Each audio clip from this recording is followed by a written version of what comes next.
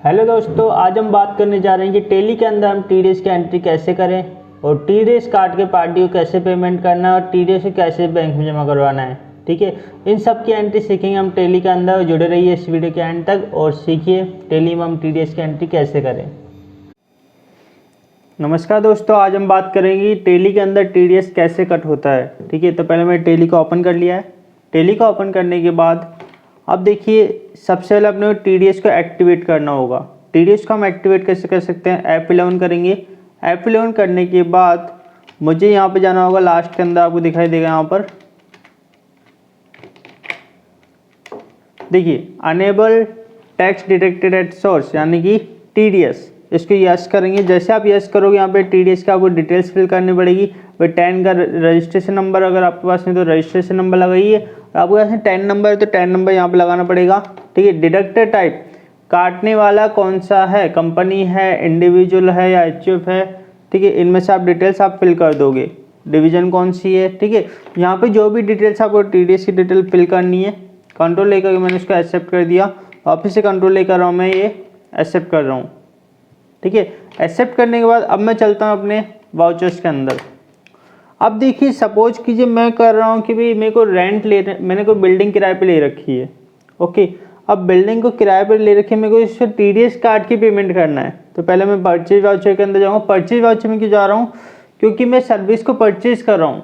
ठीक है, मैंने कोई बिल्डिंग को किराए पर ले रखी है तो मैं सर्विस को परचेज कर रहा हूँ, इसलिए मैं कहाँ आ रहा हूँ, परचेज वाउचर में आ रहा हूँ। ठीक है, बिल नंबर कुछ होगा नहीं यहाँ पर। आप कितनी तारीख को, जैसे मैं सपोज कीजिए अप्रैल का किराया देना तो अप्रैल लेके आते हैं, 1 अप्रैल। ठीक है, अब देखिए कौन सी कंपनी से अपन ने, कंपनी क्या आपने, जैसे इंडिविजुअल कोई है, बंदा है, हरिराम है कोई, हरिराम, तो हरिराम जो है उस बिल्डिंग के मालिक का नाम है। तो ये आपको क्या होगा, सन्ड्री क्रेडिटर्स हो, क्योंकि आप पैसे मांगता है वो। ठीक है, सन्ड्री क्रेडिटर्स यहाँ पे क्लिक कर दिया मैंने। इज टीडीएस डिडक्टेबल, बिल्कुल यस। ठीक है, अब ये क्या है, इंडिविजुअल है या फिर कंपनी है, क्या है, मतलब इंडिविजुअल रेजिडेंट है भाई। ठीक है, इसको यस कर दिया मैंने। Deduct TDS in same voucher, इसको यस करना है यहाँ पर। अब देखिए हरिराम को डिटेल्स फिल करनी है यहाँ पर आपको। ठीक, पैन नंबर, इसका पैन नंबर है तो आप पैन नंबर भी फिल कर सकते हो। ये मैंने पैन नंबर फिल कर दिया इसका। ठीक है, मैंने माना कि भाई इसका पैन नंबर ये है। अब रजिस्ट्रेशन टाइप किस तरीके का रजिस्ट्रेशन, रेगुलर है या फिर कुछ भी आप डाल सकते हैं यहाँ पर। ठीक है, रेगुलर तो आपको रेगुलर डालना होगा, इसे एक्सेप्ट कर दीजिए। अब देखिए, अब यहाँ पे आपको एक लेजर बनानी होगी। देखिए पहली बात तो यहाँ पे देखिए, अब पर्टिकुलर्स लिखा होना चाहिए, नेम ऑफ आइटम वगैरह लिखा हुआ नहीं आना चाहिए। ठीक है, अगर आपके नेम ऑफ आइटम लिखा हुआ है तो इसे चेंज कर लेना, कंट्रोल एच करना पड़ेगा। कंट्रोल एच करने के बाद आपको जाना होगा यहाँ पे, जैसे आइटम इनवॉइस अगर दे रखा तो आप अकाउंटिंग इनवॉइस पे क्लिक कर लेना। ठीक है, अकाउंटिंग इनवॉइस पे क्लिक करने के बाद अब देखिए आप यहाँ पे क्या करना है, अपने को एक रेंट नाम की लेजर बनानी है। ऑल सी क्या मैंने यहाँ पर, रेंट क्या होगा, ये आपका इनडायरेक्ट एक्सपेंसेस होगा, आपका खर्चा होगा। ठीक है, इनडायरेक्ट एक्सपेंसेस, इसको जीएसटी एप्लीकेबल करना है या नहीं, मेरे को एप्लीकेबल नहीं करना है। ठीक है, टीडीएस एप्लीकेबल करना है या बिल्कुल एप्लीकेबल करना है इस पर। ठीक है, अब देखिए नेचर ऑफ पेमेंट किस तरीके का नेचर है, क्रिएट कर लीजिए आप, टीडीएस ऑन रेंट।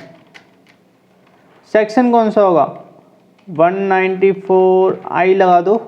ठीक है, अभी अलग अलग सेक्शन होते हैं, अलग अलग टीडीएस के अलग अलग सेक्शन होते हैं, 94 आई, 94 सी, 94 एच, जो भी आपका ये कोड होगा 94 आई। ठीक है, तो जो भी आपका कोड हो वो लगा देना। कितना परसेंट आप टीडीएस काटने जाते हो, मैं 10% टीडीएस काटने जाता हूँ, 10% यहाँ पे आ जाएगा।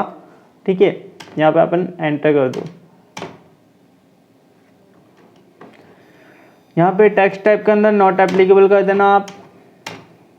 ओके, जैसे मैंने सपोज कि जब मैंने रेंट दे रहा हूँ 50,000 महीने का किराया दे रहा हूँ मैं। ठीक है, अब यहाँ पे लेजर क्रिएट करनी होगी वापस से, ऑल्ट से किया मैंने यहाँ पे TDS on rent, TDS on rent. ठीक है, किस में जाएगा, जो भी आपकी टैक्स की लेजर होती है सारी सर आपका ड्यूटीज एंड टैक्सेज में जाता है। तो ड्यूटीज एंड टैक्सेज पे मैंने एंटर किया। किस तरह की ड्यूटी है, ये आपकी टीडीएस है। कितना, ये देखो आप नेचर पेमेंट को सिलेक्ट कर लीजिए, टीडीएस ऑन रेंट। देखिए ऑटोमेटिक यहाँ पे 10% जो है यहाँ पे कट कर लिया है टीडीएस ऑन रेंट। अब यहाँ पे हरिराम को कितना पेमेंट करना पड़ेगा, 45,000 का, तो मैं इसको एक्सेप्ट कर देता हूँ। अब जब भी आप पेमेंट करोगे हरिराम को तो F5 पेमेंट वाउचर में जाना आपको, ठीक है, और हरिराम को सेलेक्ट करना होगा। देखिए अब कितने पेमेंट करना है इसको, 45,000 का, तो आप 45,000 का पेमेंट कर दो। अगेंस्ट रेफरेंस, हाँ बिल्कुल यही बिल था आपका।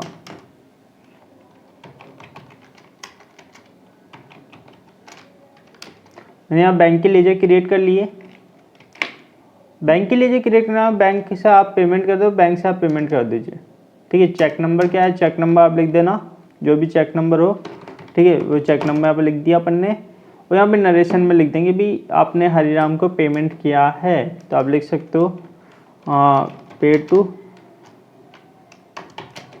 Paid rent, okay. अब देखिए अब जैसे जब आप टीडीएस का पेमेंट करोगे तो आप वही पेमेंट वाउचर में जाना है, F5 के अंदर टीडीएस ऑन रेंट ले लो, लेजर ले लो आप टीडीएस ऑन रेंट। जब भी आप पेमेंट कर रहे हो, ठीक है, अगेंस्ट रेफरेंस यही पेमेंट, हाँ 5,000 का पेमेंट करना है आपको गवर्नमेंट के अकाउंट में। जब भी आप जमा कराओ तो जबकि आप डेट ले लेना, केस जमा करा रहे हो